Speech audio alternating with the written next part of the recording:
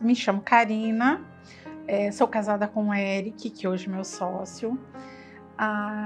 Sou do interior de São Paulo e vim transferida de São Paulo para o Pará. E nessa vinda para cá, eu passei aí para São Miguel do Guamá, onde morei durante muitos anos, e vim de férias para Santarém. Me apaixonei pelo lugar. Quando voltei para São Miguel do Guamá, a minha cabeça ainda ficou aqui, porque eu me via nesse lugar, né? Minha família toda trabalha no ramo de alimentos, e aí o meu trabalho era completamente diferente, né? Eu trabalhava na área de eventos, mas mesmo assim ainda não estava feliz, que não era ainda o que eu queria fazer. Quando eu cheguei aqui, que eu decidi vir embora para Santarém, eu cheguei aqui, eu fui a passeio, onde hoje onde fica meu restaurante. E me vi ali, né? Então, quando eu olhei aquele lugar, eu me imaginava morando e trabalhando naquele lugar, né? Fazendo outras pessoas, no caso, felizes, porque trabalhar com alimento hoje é assim, né? A gente cozinhar, a gente que trabalha na cozinha, trabalha para a felicidade dos outros, né? Então, eu ver que alguém saiu satisfeito me deixa muito feliz. Primeiro que eu nunca tinha visto nada parecido, né, com o altar do chão. A gente passa despercebido em muitos lugares, né, no país, que a gente nem presta atenção. E aí Santarém foi um desses lugares, e quando eu passei a conhecer, foi quando eu me apaixonei. Então foi um conjunto de coisas, né? E quando eu conheci meu marido faz pesca de mergulho, e foi pescar num lago, foi aonde ele me apresentou o Lago do Jurucuí, que é onde fica o restaurante Praianos. E aquilo, eu morando ali, comecei a receber visitas, né? E pessoas que ficavam ali como se fosse a minha casa de praia mesmo. E eu falei, não, é isso que eu quero para mim, e é aqui que eu quero receber as pessoas. Recebendo só amigos, ainda não estava feliz. Eu falei, não, agora eu quero conhecer gente nova, né? Pessoas de fora. E aí, do nada, eu e meu marido procurando um lugar para abrir um restaurante. A gente até então tinha pensado em Santarém. A gente tinha ido para São Paulo, onde minha família toda é de lá. Aí eu fui ter meu neném lá. E aí quando a gente voltou para cá, a gente falou assim, vamos trabalhar com o quê? Aí eu falei assim, eu realmente queria trabalhar na culinária. E ele também cozinha muito bem e nunca tinha pensado em trabalhar com isso.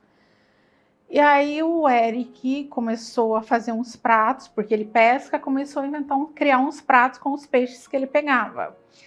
E eu comecei a vender empada. Uma pessoa pediu uma aqui, outra ali, eu fazia isso em São Miguel como funcionária pública. Eu acho que eu ganhava muito mais fazendo empada e sanduíche natural do que como funcionária pública, né? A minha renda era muito maior. E aí eu falei, não, é isso que eu quero fazer. E comecei a fazer isso aqui em Santarém. Aí começou a dar certo e veio a proposta da compra da casa, pela qual eu tinha gostado, no Lago do Jurucuí. Quando nós compramos a casa, na cabeça do meu marido, tipo assim, a gente vai montar um mega restaurante, vai ter uma inauguração, todo aquele protocolo, né, convidados, e na minha cabeça não tinha nada disso, né? Eu sou muito impulsiva. E de repente apareceu, me lembro até o dia, e o cliente, que foi no primeiro dia, que ele apareceu, ele falou assim, deixa eu perguntar uma coisa para vocês, aqui vai ser um restaurante? Eu falei, vai, já tá funcionando? E eu do nada, já tá! E ele falou assim, o que vocês têm de tira-gosto? E aí meu marido tinha, né, umas bebidas lá, que era para o consumo próprio. Eu falei as bebidas que tinha, e eu tinha uma massa de pastel e de empada. Aí eu falei o que tinha, e ele pegou, falou, você pode fazer uma porção para mim? Posso. Aí parou uma lancha, você pode fazer uma para mim também? Posso. E assim que se começou, a gente nunca teve uma inauguração, e daí começou a crescer o negócio.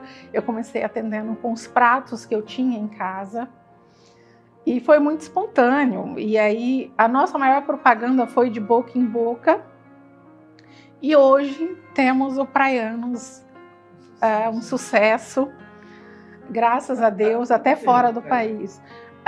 Vai para 3 anos agora. Que ele parou durante a pandemia, né, como todos os outros, e voltou agora e vai fazer 3 anos.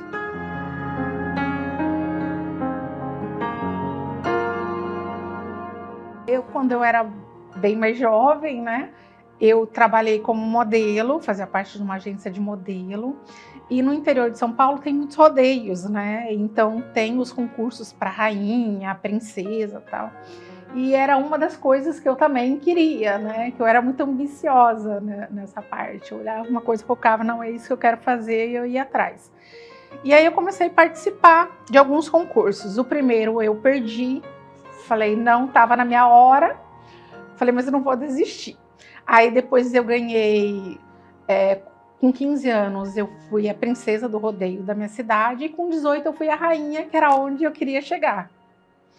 Aí depois eu participei de outros concursos que tinha e passei a vencer quase todos que eu participava, né?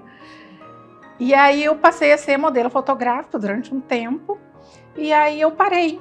Foi quando eu vim para o Pará. Que aí eu falei, não, agora eu vou trabalhar pesado mesmo, né?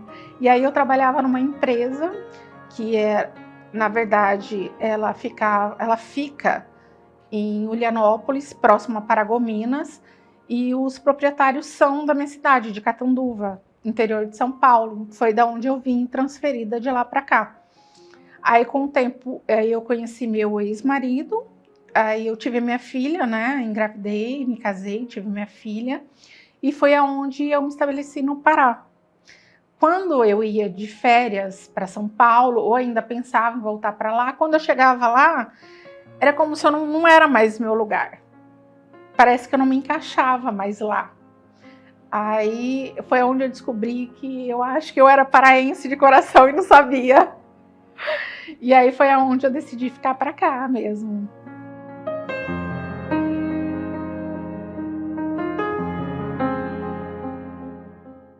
A minha família é maravilhosa, assim. Ela é bem confusa, na verdade. Porque o Eric é meu segundo casamento. Então, a gente tem 8 filhos ao todo. Então, tem os meus, os dele e a nossa, que junta todo mundo, né?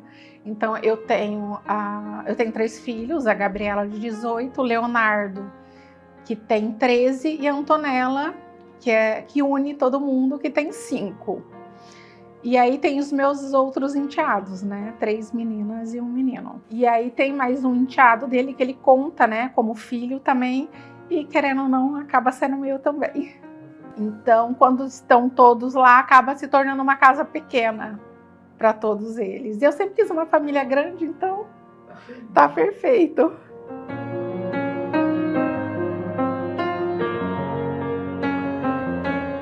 Eu comecei a empreender quando eu trabalhava em São Miguel e eu via que eu não queria ser mais funcionária, né? Eu queria ser dona do meu próprio negócio.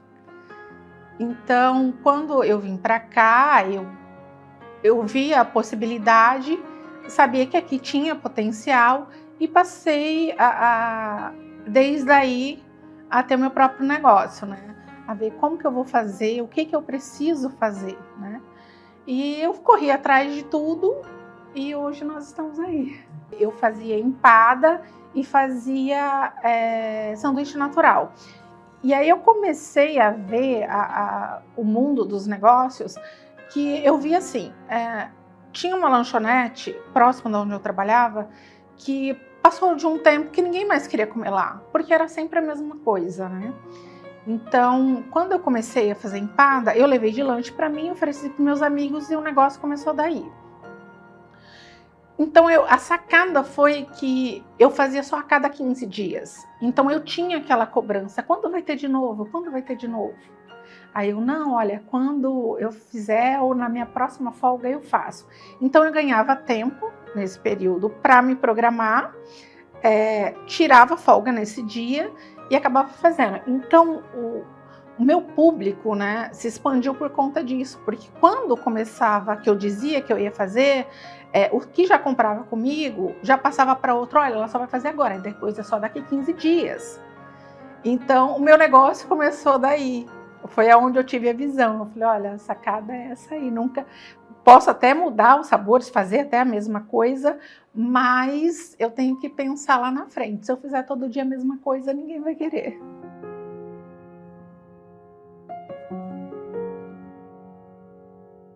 Quando eu olho para trás, às vezes nem eu acredito, né, no que eu me transformei hoje, né? Porque quando eu era modelo, eu não imaginava que um dia ia ser empresária, né? Eu achava que eu ia ficar naquele meio. Então, quando eu olho hoje, tudo que eu construí, eu me sinto muito realizada, né? Para mim foi uma mudança totalmente radical, né? Do que eu tinha, do que eu larguei para ser o que eu sou hoje.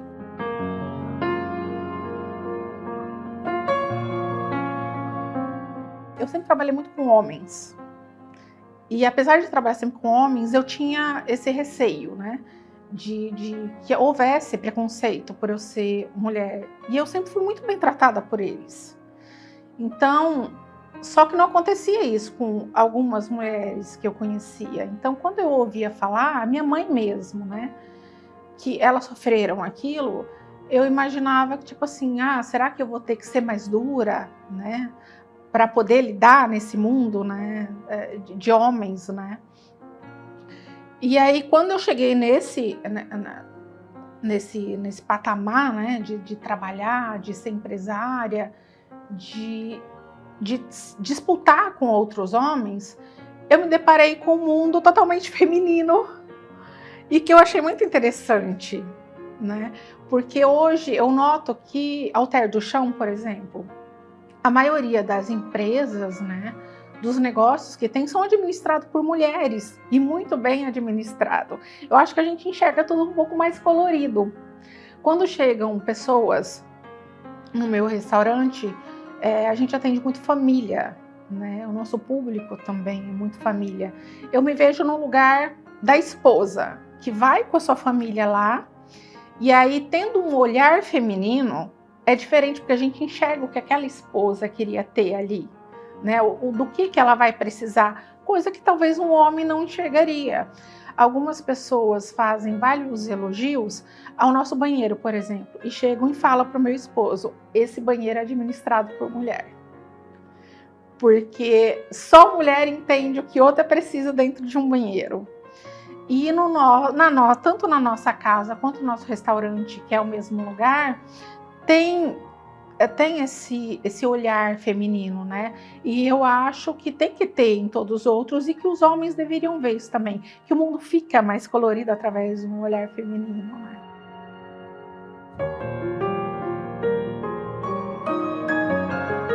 Eu acho que as mulheres que querem entrar no mundo dos negócios, primeiramente não tem que ter medo, né? Não tem que ter receio, né? Do que vão pensar, das dificuldades que vêm pela frente, porque nem tudo também, né, é elogios. A gente recebe muita crítica e isso é bom para a gente também, né? Então eu acho que as mulheres não têm que temer isso, têm que ir em frente, têm que viver seus sonhos, têm que acreditar em si.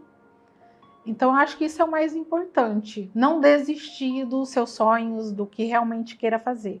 A gente só sabe se vai dar certo se tentar.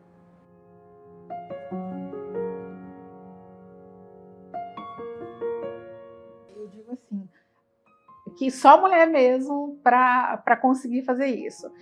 Eu não tenho funcionária na minha casa, então o restaurante funciona na minha casa. Então eu cuido da minha casa, eu trabalho na cozinha, olho da minha filhinha de 5 anos enquanto eu trabalho e ainda tenho que cuidar do restaurante e cuido do meu marido também. Então é difícil, a gente se desdobra, né?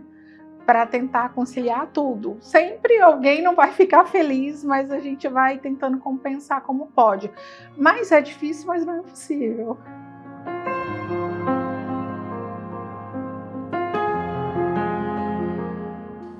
Imagino no futuro com mais filiais, né? a minha família trabalha num negócio, né? Nossos filhos trabalham com tudo isso. E no futuro eu me vejo administrando e os meus filhos também, né? Tomando posse do que no futuro venha a ser deles. Então, eu imagino assim.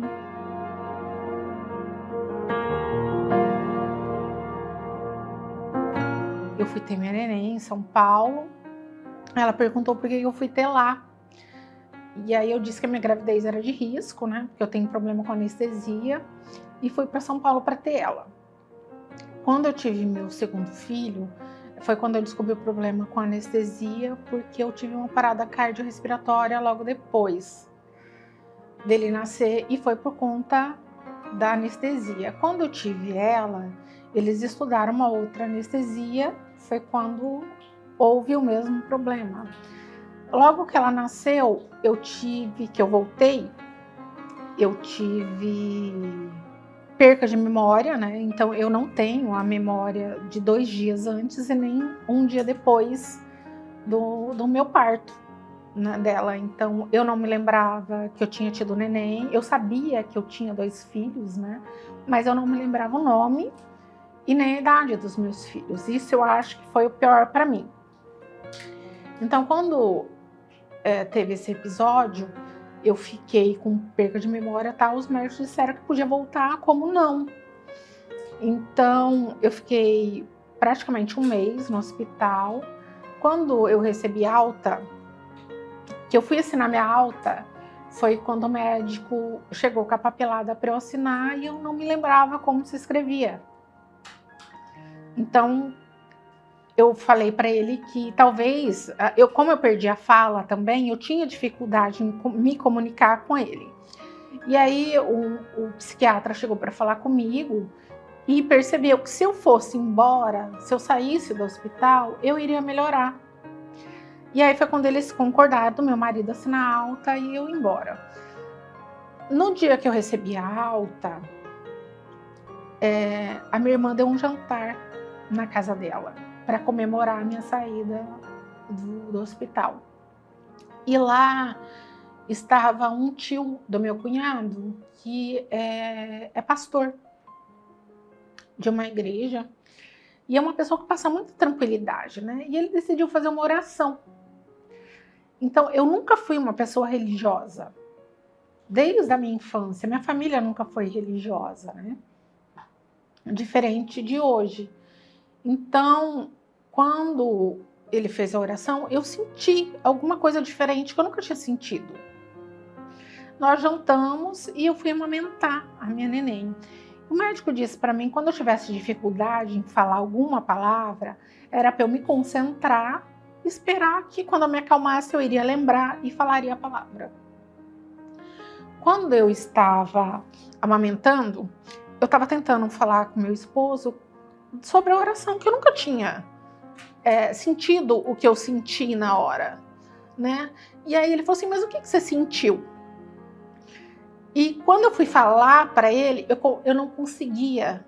De repente, eu comecei a gaguejar e eu senti o meu rosto todo do lado direito, todo o meu lado direito, na verdade, do corpo, a se contrair. E de repente eu apaguei. Quando eu acordei no hospital, foi uma coisa muito interessante. Porque, para mim, eu estava num lugar tudo branco. Tudo branco, eu não enxergava nada. Era tudo branco o que eu via. E eu escutava a voz da minha irmã conversando com o médico. E daí, sempre que ela falava a palavra que eu queria falar para o meu esposo, quando aconteceu comigo, eu sentia como se eu estivesse levando um choque. E aquilo cada vez ia ficando mais claro e a voz dela mais perto de mim, né, da minha irmã. Aí o médico falava a palavra que eu tentava falar e aquilo eu sentia um choque.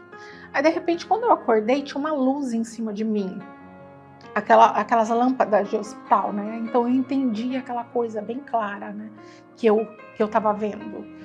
E aí eu voltei, a minha irmã perguntou se eu sabia o que tinha acontecido. E aí eu falei para ela que eu não entendia porque eu estava no hospital. E de repente a minha memória voltou e eu me lembrei que eu estava no quarto. E aí eu conversando com ela, eu falei, quem me trouxe de volta foi você, porque eu estava ouvindo a sua voz E eu escutava você dizendo que eu queria falar. E ela falou assim, mas o que você queria falar que você passou mal? Eu falei, eu queria falar fé. E não conseguia. Aí ela falou assim, mas em momento algum eu falei essa palavra no hospital com o médico. Eu falei, falou, eu escutava. Ela falou, nós não falamos. Então, a partir desse dia, eu percebi que tinha algo além do que eu acreditava. Aliás, eu nem acreditava, né? Eu vinha perceber que tinha algo em que eu devia realmente acreditar. Foi aí que eu conheci Deus na minha vida, né? Então, depois daí eu passei a enxergar a vida diferente. E aí eu vim embora, né, para Santarém depois de alguns dias. Graças a Deus eu não fiquei com sequela alguma, né, porque tinha sido um AVC que eu tinha sofrido no dia que eu recebi alta. E aí eu falei, não vou desistir. Eu falei, não, eu quero ir embora, eu quero montar um negócio, eu quero trabalhar, eu quero fazer alguma coisa, só que eu quero ir para Santarém. E aí quando a gente chegou para cá, depois já do meu negócio montado, a primeira parada que nós demos no restaurante foi logo depois de começar, eu tinha uns 6 meses. Eu passei mal de novo e tive outro princípio de AVC. Voltei para São Paulo, né, para ver se eu conseguia o tratamento lá, que seria mais fácil, porque eu não conseguia neurologista aqui, às pressas, né? E quando chegou lá, eu não fiquei com sequela também, estava tudo certo. O médico me deu a alta e vim embora. Na vinda para cá de carro, a gente estava indo para Sorriso, íamos ficar uns dias lá. E eu estava muito sonolenta durante a viagem, né? E o meu marido achou estranho aquilo. Aí eu falei para ele, eu acho que eu tô com aquela síndrome da bela adormecida, que eu não consigo ficar acordada. Chegamos aqui próximo a Sorriso, faltando uns 100 quilômetros mais ou menos.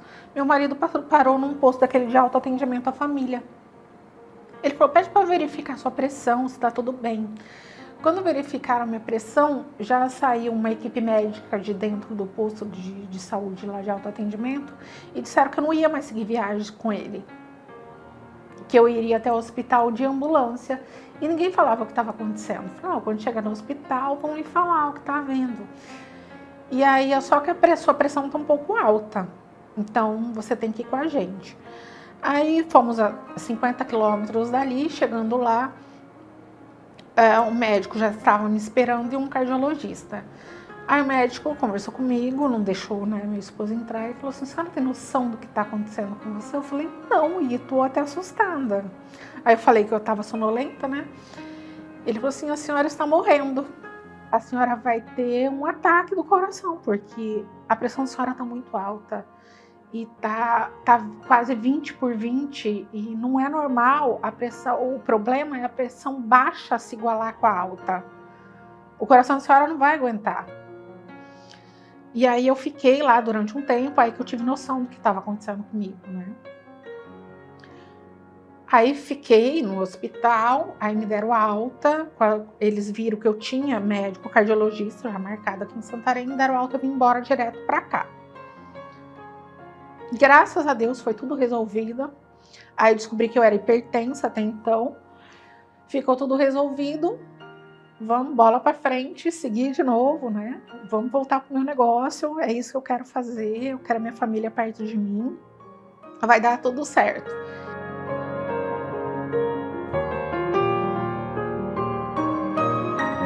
Hoje na minha vida, eu digo que tá em primeiro lugar, é tudo, né? Eu passei a ter uma visão de algo que eu não tinha. Então, para mim, quando eu falo de Deus e tudo que aconteceu na minha vida, é quando eu sinto que Ele mais está presente, né? Olha tudo que aconteceu comigo. E hoje eu não tenho nada. Nada. Por todos os problemas que eu passei, 2 AVC, o problema no coração, quando o médico disse para mim que eu estava morrendo, e se não fosse, eu acho que Deus, naquela hora, parar o carro e pedir para que meu marido visse, né, pedisse para verificar minha pressão, eu não teria aguentado. O médico disse para mim que eu teria morrido dormindo mesmo no carro, né? Então, se não foi Deus, eu não sei o que é. Né? Então, para mim, ele está em tudo, está em primeiro lugar. Eu não consigo nem explicar o que é para mim, porque é tão forte, né? E hoje eu fico, como eu demorei tanto, né, para conhecer algo tão bom na minha vida.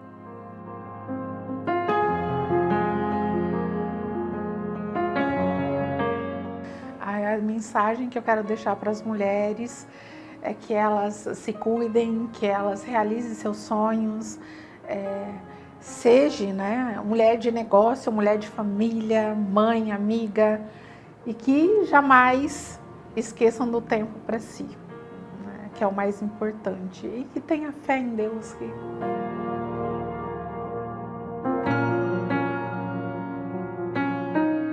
Foi um privilégio imenso para mim, porque foi até uma surpresa, porque foi durante uma conversa, eu querendo fazer a propaganda do meu negócio, da minha empresa, e quando a repórter simplesmente percebeu que tinha algo por trás, né?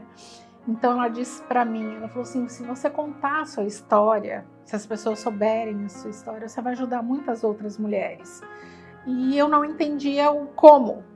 Quando a gente foi embora da conversa, eu falei para o meu esposo, eu falei assim, mas como que eu vou ajudar alguém com a minha história, né? Eu não conseguia entender isso.